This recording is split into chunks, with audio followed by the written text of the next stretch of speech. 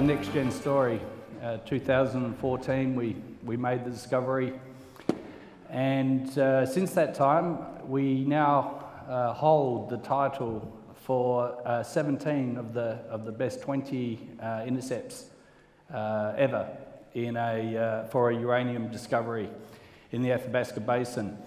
And at the Athabasca Basin is the world home of high-grade, high-tonnage uranium deposits. They're just outstanding. They're on average about 100 times the grade of the current average of world production. So the world's production at the moment is at an average grade of 0.1%.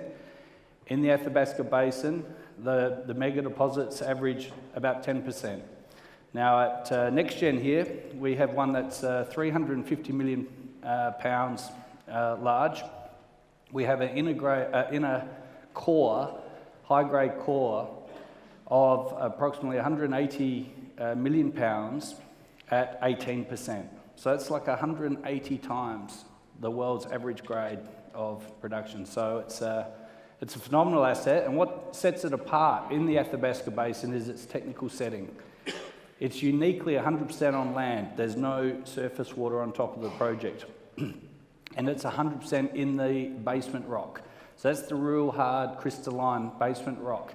And it starts about 100 meters below surface. So it's very, very shallow for an underground mine, and in an incredibly competent setting. And to give you some type of perspective, and you may have heard of the other mega mines in the Athabasca Basin, be it McArthur River, which is subsequently shut, and also Cigar Lake. They are actually in a sandstone-hosted unit, which requires sophisticated freezing technology. Now, Cameco are the experts in it.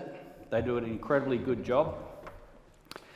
With that, though, comes extra capital cost, extra operating cost, to the tune of around 30% per pound, relative to a basement-hosted deposit. And it also comes with additional environmental considerations. We don't have any of it. We have no surface water, no underground water, and we have a very clean metallurgy. And what I'm going to show you today is not just about the asset, but I'm also going to finish with a video about who we are as an organisation and where we're going. When I presented this time last year, I spoke just about the asset itself, but a lot has happened in uranium over the last 12 months. You would have all experienced, as educated investors, the ramp up in the uranium sector back during the mid-2000s, where the price of uranium went from $9 a pound to $136 a pound. Now, what happens what generates that type of scale and opportunity in uranium is that it's a very opaque market. It's very hard to get a good sense on contracting and contracted prices, and you see the spot price. Spot price doesn't really reflect the true price of uranium sold by one of the major producers. And what we've had is a situation where in 2011 there was the Fukushima situation. Uranium was around $78 a pound, but it meant that contracts at that time were getting written for over $100 a pound. And they were 5 to 10 year contracts, mainly 10-year contracts. And what has happened is the industry or the major producers had been living off those higher price contracts, but they're now starting to roll off. And you've had a situation where you've had Kazakhstan ramp up production and sell it to the US at very low prices to make up the surplus between the contracted amount and what the utilities hadn't contracted. Now, what's happened is that the cost of production, though, in that time has risen substantially, and it's actually risen once to a level way above the current spot price. And we've got this unprecedented situation because of the Kazakh material coming into the US, that there was no incentive for those US utilities to renew those contracts at higher prices. So we've got this unprecedented situation of over £1 billion for the next decade is currently uncontracted. And you may have heard of the 232 petition filed by US producers. The recommendation from the Department of Commerce will be filed with the President this coming Monday. And typical to, and I would suspect, you know, as Donald Trump has done with a lot of things, he doesn't wait around. He's actually quite efficient. We're going to have a good sense as to whether there's going to be either tariffs applied to Kazakhstan-based material coming into the US, or a quota system. We don't know yet. But what will happen is there's going to be an immediate return to contracting. Because over the last 270 days, US utilities haven't been able to really contract on any sizable amounts because they don't know what the situation's going to be. So it's basically stalled over the last 270 days, 9 months, any type of proper contracting. And so what it's done is built up some pent-up demand, which will all occur over a shorter period of time, and that's coming up. We've also got Cameco, who's closed MacArthur River, 18 million pounds off the market. But Cameco are now buying pounds on the spot market. Well, they're going to this year. They bought 2.5 million pounds before Christmas, and it moved the price of uranium by about $5 a pound, from the low 20s up towards $30 a pound. It shows you that the spot market is very, very thin for available supply. And Cameco has stated that they're going to be buying between 12 to 15 million pounds during 2019. We're already into April. None of those pounds have been purchased yet. And we're also going to have resolution on 232, which is going to generate buying in itself. So it's an exciting time in uranium coming up, and NexGen, we're beautifully positioned for that. The US produce about 50 million pounds, consume 50 million pounds per annum. They produce less than 1. They've always relied on their northern neighbour in Canada to be able to be their major supplier of uranium. And if there are some type of embargoes on Kazakhstan material through this 232 position, it's going to basically service a company like NexGen. We're going to be ideally positioned to service that big gap that the US has between what they consume and what they supply. Forward-looking statement. The Arrow deposit. Well, it's the lowest, it's at the very bottom of the cost curve, and that's a function of its size, its grade, but uniquely its very competent technical setting. It's a very, very simple mine, and we're only going to be producing 1,000 tonnes per day.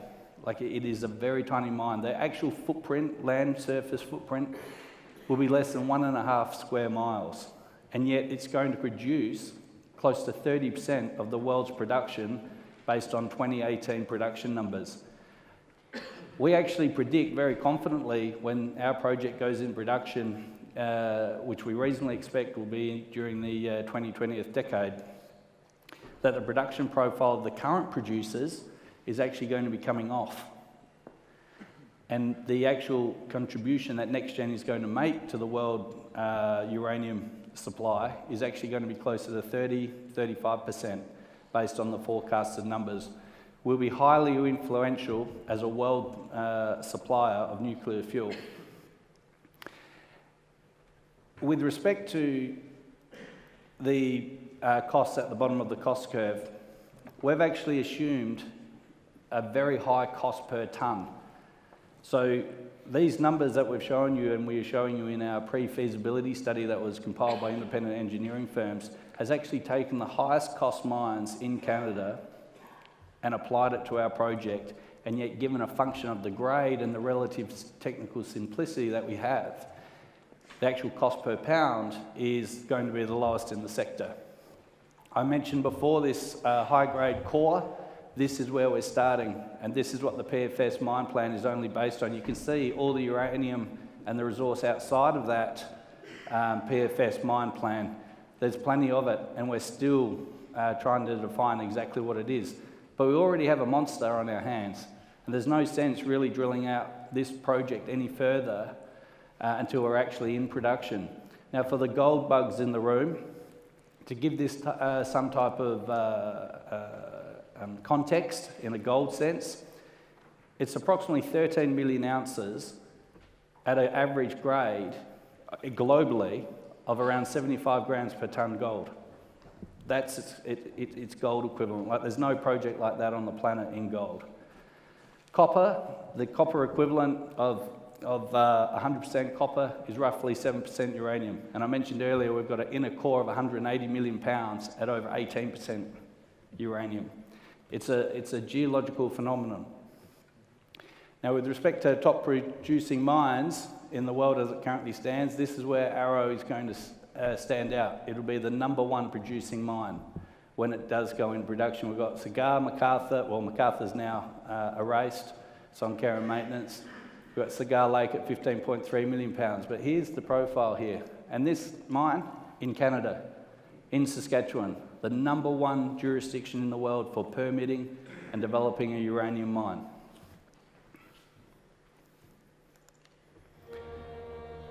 This is a brief video regarding the pre-feasibility study to give you some context with respect to the project. We're in northern Saskatchewan, as I mentioned, the #1 mining jurisdiction globally, according to the Fraser Institute. We're in the northern part, 155 kilometres north of La Loche, the local town.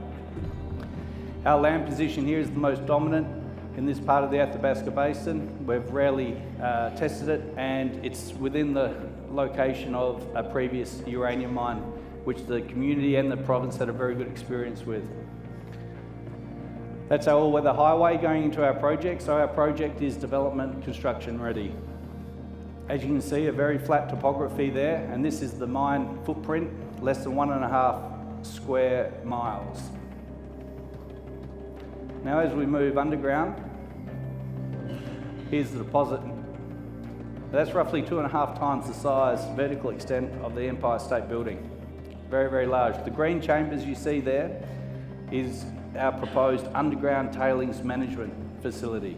Now you would have heard a lot in the press lately about above ground tailings facilities, and there's a really, and rightly so, a very large sensitivity around them. Now we're going to be completely underground.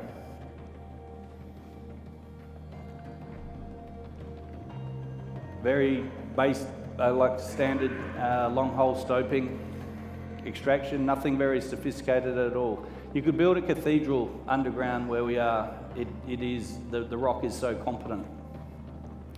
Mineralisation back up to surface, processed in a mill, and then off to the power utilities. But one of the project designs that we've incorporated into this along the way is that once we leave and reclimate the site, after a very short period of time, you'll be very, very hard pressed to know that there was ever a mining operation there. And that's why we're going to return the tailings back underground. And this is a concept which has had incredible support from the local community.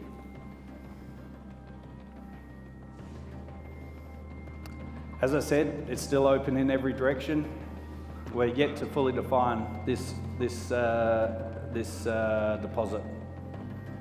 And we're yet to really explore the rest of the property. We hit this deposit on our 21st drill hole on the property back in 2014. And we actually bought the property for the corridor next door to the one that we found, Arrow, that we also own 100% of. And so, look, it's fair to say that whilst the PFS is based on a 9-year mine life, this will be a multi-decade project because we've still got a lot of work to do to fully understand the true extent.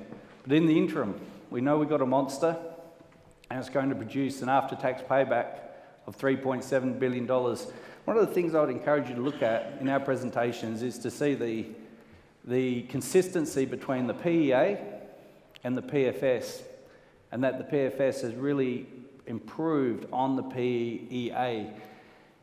At NexGen, we're an executive and a board that have had very large company experience, Rio Tinto, to name just one of them within the group. We've taken a large company perspective on our approach to NexGen. We're very fortunate having discovered Arrow, but uniquely for a company that's only been around since 2011, we actually have all the skills and experience to take it all the way into production, during production, and then reclimating the site. So from a very early moment, when producing the PEA, it wasn't a conceptual study, it was a production study. And then that's carried through into the PFS, and you'll see it carry through into the final feasibility study, which we'll release about this time next year. But these are some incredible numbers.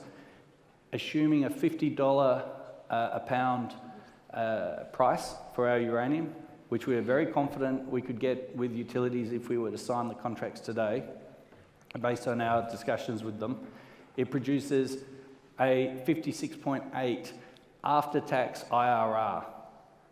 Now, mining projects that have a 20% after-tax IRR at a realisable sale price, they fly off the shelf. This one is unprecedented. It's got a payback period of 1.2 years, even though it requires a 1.25 billion capex. Now, you might think 1.25, well, that's a big number. It's not a big number. We have CEF Holdings, which is a 50-50 joint venture between CIBC and Leigh, China's richest individual, who is supporting this project and have supported this project prior to our first resource estimate. That's not a big number for him. It's not a big number for us, but there's also other parties out there who would like to finance the construction with respect to Arrow. But it's always good to know we've got a major supporter there already. 25 million pounds per annum with respect to the life of mine. Average annual production in the first 3 years will be 29 million pounds. But it's only 1,039 tonnes per day. To give you a bit of a concept as to just how large that is, it's probably between here and the wall to the top of those doors, and about as thick between the wall and myself. That's all. A very small volume of rock. After-tax cash flow, $909 million per year. Now, that's about a $2.50 dividend based on our share capital. That stock will be valued well over $50 a share once we're in production. And at the moment, we're trading at about $2.30. Average operating cost, $4.36 US. It's the lowest out there. And we're not reliant on a rising commodity price to get this into production. This will be in production under any circumstance. Now, just one of the things I wanted to mention is also who we are. We recently won the PDAC award for our environmental responsibility, but also our social responsibility.